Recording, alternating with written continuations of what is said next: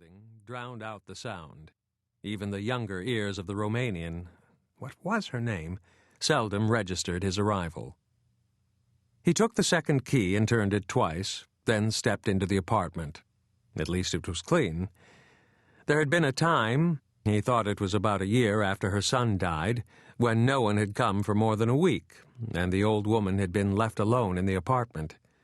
He still remembered the smell of the place when he'd opened the door for his then bi-monthly visit, and when he'd gone into the kitchen, the sight of the plates of decomposing food left on the table for a week in the July heat. And the sight of her, body encased in layers of fat, naked and covered with the drips and dribbles of what she had tried to eat, hunched in a chair in front of the eternally blaring television.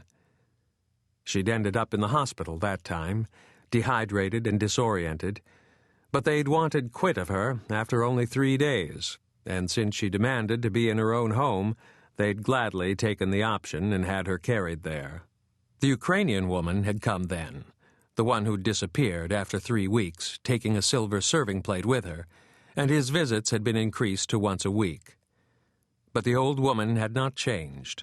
Her heart pounded on, her lungs pulled in the air of the apartment, and the layers of fat grew ever thicker. He set his bag on the table by the door, glad to see that its surface was clean, a sure sign that the Romanian was still there. He took the stethoscope, hooked it behind his ears, and went into the living room. Had the television not been on, he probably would have heard the noise before he went in. But on the screen, the much-lifted blonde with the Shirley Temple curls was giving the traffic report, alerting the drivers of the Veneto to the potential inconvenience of traffico intenso on the A4 and drowning the industrious buzzing of the flies at work on the old woman's head. He was accustomed to the sight of death in the old, but deaths in old age were usually more decorous than what he saw on the floor beneath him. The old die softly, or the old die hard, but because death seldom comes as an assault, few resist it with violence. Nor had she. Whoever had killed her must have taken her completely by surprise, for she lay on the floor to the left of an undisturbed table on which stood an empty cup and the remote control of the television. The flies had decided to divide their attention between a bowl of fresh figs and Signora Battistini's head.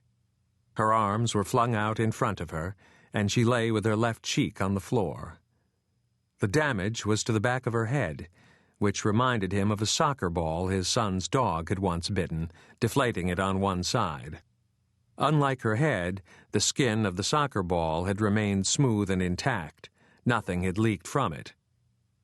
He stopped at the door, looking around the room, too stunned by the chaos to have a clear idea of what he was looking for. Perhaps he sought the body of the Romanian. Perhaps he feared the sudden arrival from some other room of the person who had done this.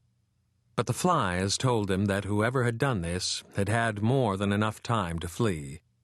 He glanced up, his staggered attention caught by the sound of a human voice, but all he learned was that there had been an accident involving a truck on the A3 near Cosenza.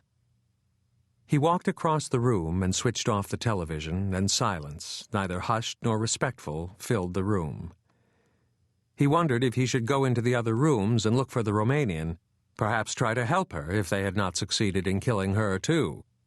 Instead, he went into the hall and, taking his telefonino from his pocket, dialed 113 and reported that there had been a murder in Cannaregio.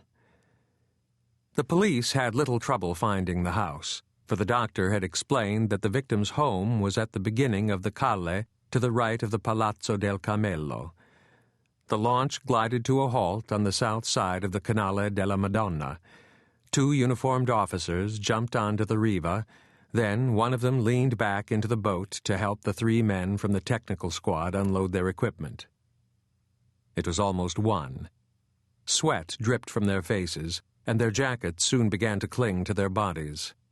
Cursing the heat, wiping vainly at their sweat, 4 of the 5 men began to carry the equipment to the entrance to Calle Tintoretto and along to the house where a tall, thin man waited for them.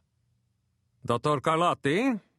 the uniformed officer who had not helped in unloading the boat asked. "Yes?"